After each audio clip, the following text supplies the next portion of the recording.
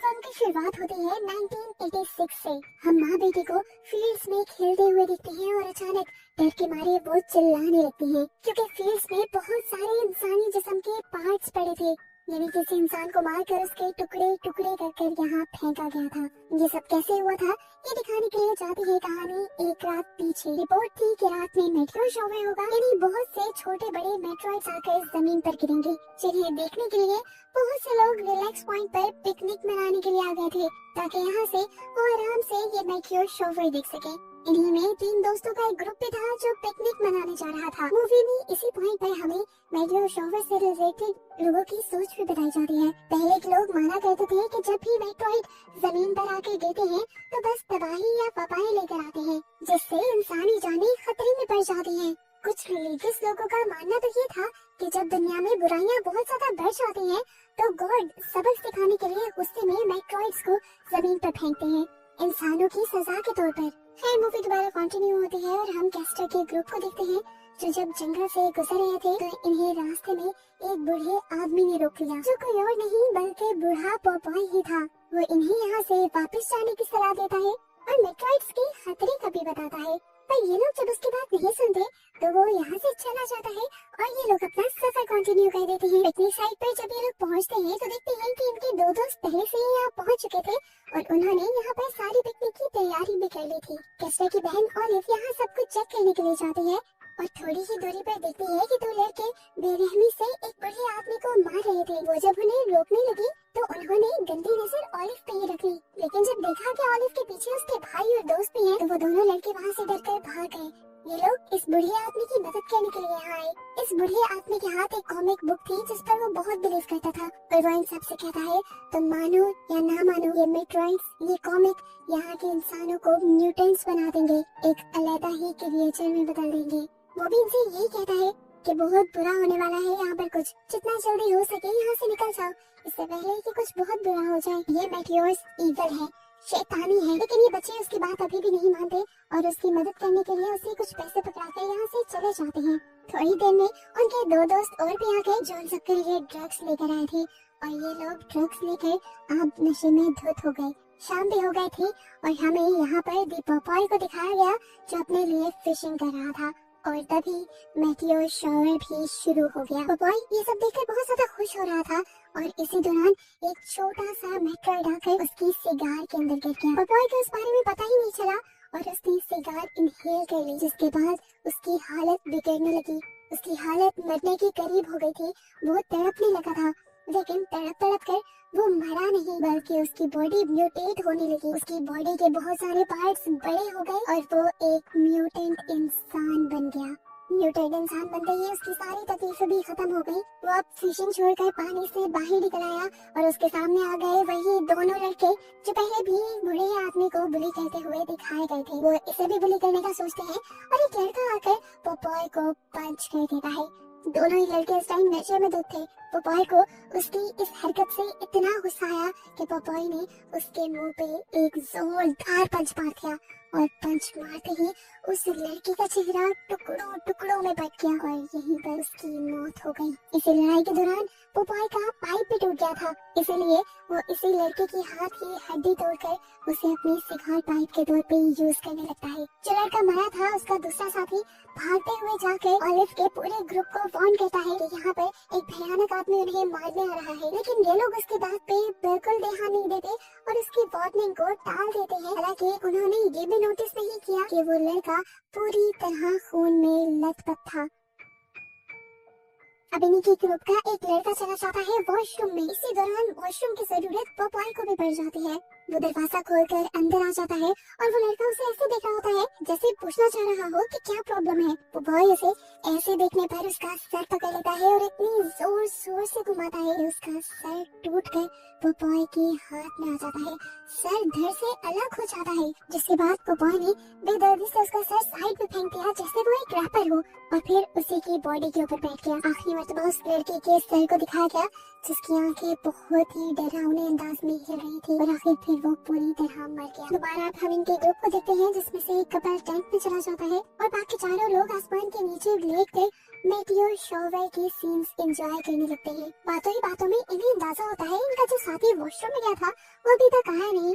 ये डर जाते हैं और उसे ढूंढने का डिसाइड करते हैं और इतनी ही देर में इनके टेंट्स के करीब आ जाता है पॉपॉय। टेंट के अंदर वो कपल था। पॉपॉय ने जाते ही लड़के के सर के अंदर उसके हाथ में मौजूद हड्डी स्टैब करते हुए उसे मार डाला, जिसके बाद उसने लड़की को मारने के लिए भी उसका सर घुमाते हुए उसका सर धड़ से अलग कर दिया। यहाँ पर इन चारों को अभी तक अपना बिछड़ा हुआ साथी नहीं मिला था। ये लोग दो में बैठकर उसे ढूंढने का फैसला करते हैं। कैस्टर और उसकी गर्लफ्रेंड दूसरी तरफ चले जाते हैं, जबकि ऑलिव और उसके साथी दूसरी तरफ। इन्हें यहाँ पर एक मेटियोर पड़ा हुआ मिलता है, जबकि दूसरी तरफ कैस्टर और उसके साथी को मिल जाती है अपने साथी की लाश, जिसके ऊपर सर भी नहीं था। ये लोग इसे देखकर बुरी तरह घबरा गए। इन्होंने भी चीख मारी, जबकि दूसरी तरफ ऑलिव ने भी चीख मारी। अब ऑलिव ने क्यों चीख मारी थी? ऑलिव को उसके साथी प्रपोज करने लगी थी, लेकिन चीख मारने की बजाय ये प्रपोजल नहीं था। ठीक प्रपोज करने के टाइम पे ही एक मेटियोर आकर उस लड़की के सर के आर पार हो गया जो ऑलिव को प्रपोज कर रही थी, और ये भयानक अपनी आंखों के सामने मौत देखकर ऑलिव की चीख निकली थी। डरकर उसने दोबारा कैंप की तरफ जाने का डिसाइड किया और वहाँ कैस्टर और उसके साथी भी कैंप की तरफ जा रहे थे और रास्ते में ही इन तीनों का टकराव हो गया। तीनों ने ही चीख मारी और डरकर यहाँ पर दोनों ही डरावनी न्यूज एक दूसरे को शेयर कर दी। इनका डर और पीठ बढ़ने लगा था। अब तो इन्हें पछतावा हो रहा था कि इन्होंने यहाँ के लोगों की बातें क्यों नहीं मानी। बार बार लोग इन्हें यहाँ से जाने को कह रहे थे। खैर ये लोग फैसला कर लेते हैं कि ये लोग जल्द ही वापस निकल जाएंगे, लेकिन कैसे निकलते? कैंप के पास जाकर देखा कि पॉपॉय बड़े आराम से वहाँ पे बैठा एंजॉय कर रहा था और ये तीनों हैरान परेशान रह गए कि वो बूढ़ा आदमी जिसे इन्होंने दोपहर में देखा था वो अब इतना ताकतवर कैसे हो गया था? ऐसा क्या जादू हुआ था उस पर? अब ये लोग परेशान थे कि ये लोग भागे कैसे, क्योंकि इनकी कार की चाबी भी टैंक में थी जिसके आगे पॉपॉय बैठा था। ऑलिव ने डिसाइड किया कि वो अपनी जान को खतरे में डालकर टैंक तक जाएगी। लेंते हुए छुपते छुपाते वो टैंक के अंदर चली जाती है, जहाँ वो बाकी दोनों भी लाश देखकर तो डर गई, लेकिन फिलहाल उसने शोर नहीं मचाया क्योंकि उसे अपना मिशन पूरा करना था। चाबी लेकर यहाँ से बाहर निकलना था। अभी तक उसे लग रहा था कि पॉपॉय उसे नहीं देख पाया, लेकिन ये उसकी भूल थी क्योंकि पॉपॉय ने ही एकदम से उसकी टांगे पकड़कर उसे टैंक से बाहर निकाल दिया। इससे पहले कि पॉपॉय ऑलिव को खत्म कर देता, अपनी बहन को बचाने के लिए पीछे से कैस्टर पॉपॉय का ध्यान भटकाता है और उसे अपनी तरफ लगा लेता है। ऐसे ऑलिव की जान बच जाती है और वो जल्दी से गाड़ी की चाबी लेकर अपनी दूसरी साथी तक पहुँचती है। और ये दोनों जब तक अपनी कार के पास पहुँचते हैं तो दुख से इनका बुरा हाल हो जाता है क्योंकि एक मेट्रॉइड ने इनकी पूरी कार तबाह कर दी थी। अब इन्हें कैस्टर का भी ख्याल आ गया, उसकी भी तो जान खतरे में थी। तब ऑलिव ने बताया कि मैं और कैस्टर अक्सर यहाँ पे आते रहते हैं। यहाँ पे करीब एक खाली फैक्ट्री है, मैं जानती हूँ जरूर कैस्टर वही गया होगा। ये लोग भी उसे बचाने के लिए वही निकल जाते हैं। और जैसे ही ये लोग अब रास्ते से गुजर रहे थे तो इन्हें उस बूढ़े आदमी की लाश के टुकड़े टुकड़े भी मिले, जिस बूढ़े आदमी ने इन्हें कहा था कि कॉमिक इवल है और वो तबाही लेकर आएगा। इससे पहले कि ये लोग कैस्टर को ढूंढने कहीं और जाते, पॉपॉय कैस्टर को लेकर इनके सामने आ गया। कैस्टर को बचाने के लिए उसकी गर्लफ्रेंड फौरन उसके करीब गई, लेकिन पॉपॉय ने एक हाथ मारते हुए उसके मुंह को ही तोड़ दिया और वो वहीं पर मर गई। जिसके बाद उसने कैस्टर को यहाँ पर मौजूद एक केमिकल के टैंक में डाल दिया और उसे पूरी तरह गला दिया कि उसकी लाश की हड्डियां तक न मिली। अब बच गई थी ऑलिव, जो अपनी जान बचाने के लिए उस फैक्ट्री तक भाग जाती है और वहाँ उसे एक आदमी मिलता है जिसके हाथ में एक शॉटगन थी। वो उसे सारी बात बताती है कि किस तरह एक आदमी उनके पीछे पड़ा है और ग्रुप के सारे मेंबर्स को मार चुका है। ऑलिव की बातें सुनकर वो बूढ़ा आदमी उसे बुरा भला कहने लगा। उसकी बातों से ऑलिव और डर गई, लेकिन इस सब में काम की बात उसने ये बताई कि उसने ऐसी सिचुएशन से और ऐसी चीजों से लड़ने के लिए कुछ बनाया हुआ था।